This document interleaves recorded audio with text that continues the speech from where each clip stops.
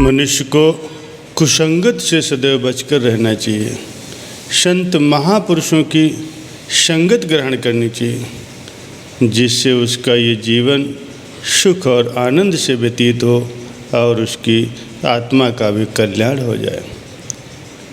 गोस्वामी तुलसीदास जी कहते हैं, बंदव संत समान चित, हित अनहित नहीं कोय, अंजलि गत शुभ सुमन जिम, शम सुगंध कर दोय।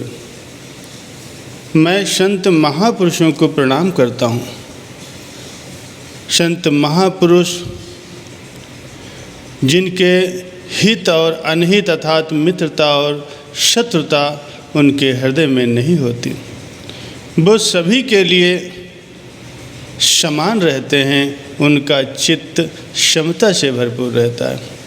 जिस प्रकार हथेली में फूल लेने से दोनों हाथों को फूल एक बराबर सुगंधित करता है, जिस हाथ ने फूल को तोड़ा उससे बैर नहीं और दूसरे हाथ से मित्रता नहीं, इसी प्रकार संत जनों के चित्त भी सभी के लिए बराबर परोपकार की भावना से समान रूप से भरपूर होते हैं।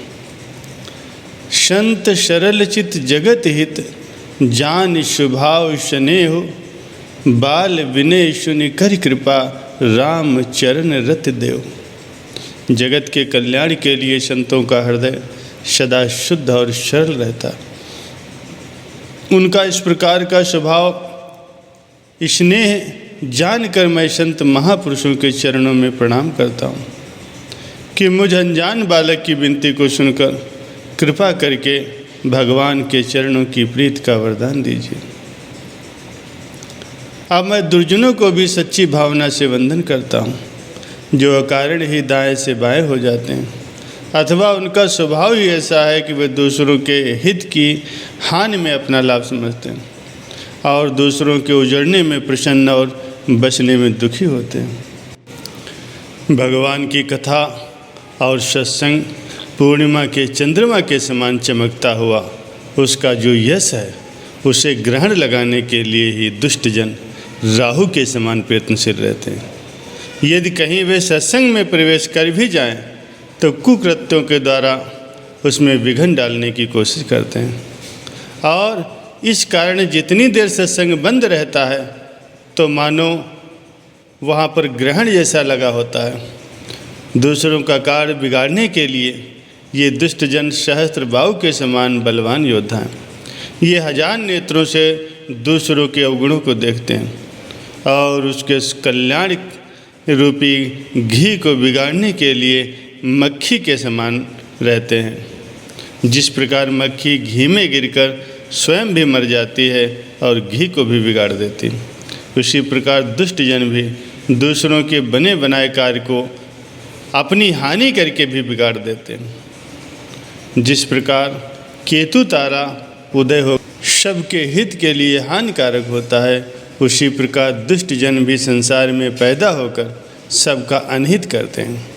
केतु तारा के उदय होने से प्रजा में भय उत्पन्न होता है, इसी प्रकार दुष्टों के आगमन से भी भय की उत्पत्ति होती है। इसीलिए कहते हैं कि ये जन कुंभकर्ण की भांति सोए रहें तो ही अच्छा है। जैसे ओले खेती का नाश करके स्वयं भी गल जाते हैं, वैसे ही पराया कार्य बिगाड़ने को ये दुष्ट जन अपना शरीर तक त्याग देते हैं। उदासीन अरिमीत हित, सुनत जरह खल रीत, जान पान जुग जोर जन, बिनती करे प्रतीत। दुष्टों की ये रीत है कि उनका कोई चाहे शत्रु हो अथवा मित्र हो, दोनों की भलाई सुनकर के वे जल जाते हैं। अर्थात शत्रु और मित्र दोनों का हित सुनकर उदास और दुखी हो जाते हैं। मैं इन दोनों को हाथ जोड़कर प्रेम पूर्वक वंदन करता हूँ, क्योंकि मैं इनके स्वभाव को जानता हूँ।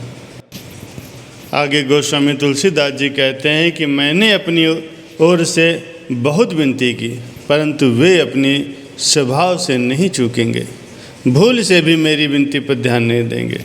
जैसे कौवा को कितना भी प्रेम सहित पालो, परंतु क्या वे कभी मांस के त्यागी हो सकते हैं। मैं साधु जनों और असाधु दोनों के चरणों में वंदना करता हूँ, क्योंकि वास्तव में दोनों से ही दुख मिलता है। अंतर केवल इतना है कि एक बिछोड़ने पर प्राण हर लेते हैं और दूसरे मिलने पर दुख देते हैं। अर्थात संतों का वियोग मृत्यु के समान दुखदायी होता है और असाधु पुरुषों के मिलाप से दुख होता है। कमल का फूल और जोंक दोनों पानी में ही रहते हैं, पानी में ही पैदा होते हैं, लेकिन दोनों के गुण अलग अलग होते हैं। कमल का फूल वातावरण में सुगंध बिखेरता है, इसके विपरीत जोंक शरीर का स्पर्श पाते ही खून चूसने लगती है। इसी प्रकार कमल के पुष्प की भांति साधुजन सदा परोपकार करते हैं, जबकि जोंक की भांति असाधुजन दूसरों का अनहित करते हैं। संतजन अमृत, चंद्रमा और गंगा जी के समान है। अमृत का गुण होता है अमरता प्रदान करना, चंद्रमा का गुण होता है शीतलता प्रदान करना और गंगा जी का गुण होता है कि पाप रहित कर देना। असाधु पुरुष जो हैं वे विष, अग्नि और कर्मनाशा नदी के समान हैं, जिनके गुण हैं मृत्यु, जलाना और शुभ कर्मों का नाश करना। अच्छे और बुरे के गुण दोषों को सभी जानते हैं, लेकिन जिसको जो भाता है उसे वही अच्छा लगता है।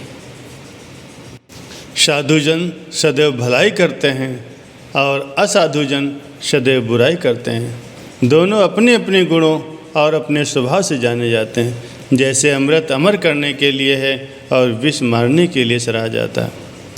असंतजन अवगुणों को ग्रहण करते हैं और संतजन गुणग्राही होते हैं। दोनों ही अवगुणों और गुणों के अथाह सागर हैं, अर्थात असाधुजन अवगुणों के और साधुजन गुणों के अगाध सागर हैं। गोस्वामी तुलसीदास जी कहते हैं कि मैंने जो कुछ सीखा है गुण अवगुण कहें कि ग्रहण और त्याग करने के पहचान हो सके, क्योंकि बिना पहचान के असाधुजनों की संगत का त्याग और साधुजनों की संगत की प्राप्ति नहीं की जा सकती। तात्पर्य यह है कि मनुष्य जैसी संगत करता है उसके मन पर वैसा ही प्रभाव पड़ता है और वैसी ही उसकी वृत्ति बन जाती है। असाधु पुरुषों की संगत करने से मन में चंचलता, अशांति उत्पन्न होती है, जबकि संत महापुरुषों की पावन संगत में आने से मन में शांति और आनंद का प्रादुर्भाव होता है और वो एकाग्रपूर्वक प्रभु भक्ति में लीन होकर के अपने दुर्लभ मानव जन्म को सार्थक बना लेता है। जैसा कि परम संत कबीर साहब जी फरमाते हैं, कबीर संगत साधु की हरे और की व्याधि, संगत बुरी असाधु की आठों पहर उपाधि। कहे कबीर तहाँ जाइए साधु संग जहाँ होए।